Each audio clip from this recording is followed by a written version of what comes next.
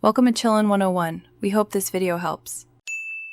You begin by locking the essentials: products, margins, and a domain. Once done, sign up for Shopify and start the free trial so you can enter the admin immediately. Make sure to pick a clear store name and connect or register your domain now. This prevents later branding friction. Next, enable SSL and basic tax settings so the checkout works.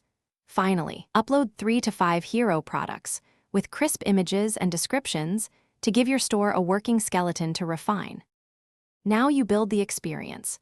You choose a theme that's mobile first and customize header, colors, and product pages so the brand reads consistently. Once configured, add detailed product variants, SKU, inventory counts, and clear SEO titles because that drives discoverability. Make sure to set shipping zones and rates that match carriers. Then connect payment providers like Shopify Payments or Stripe to accept cards.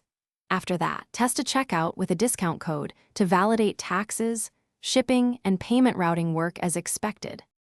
To finish, you perform final checks and launch.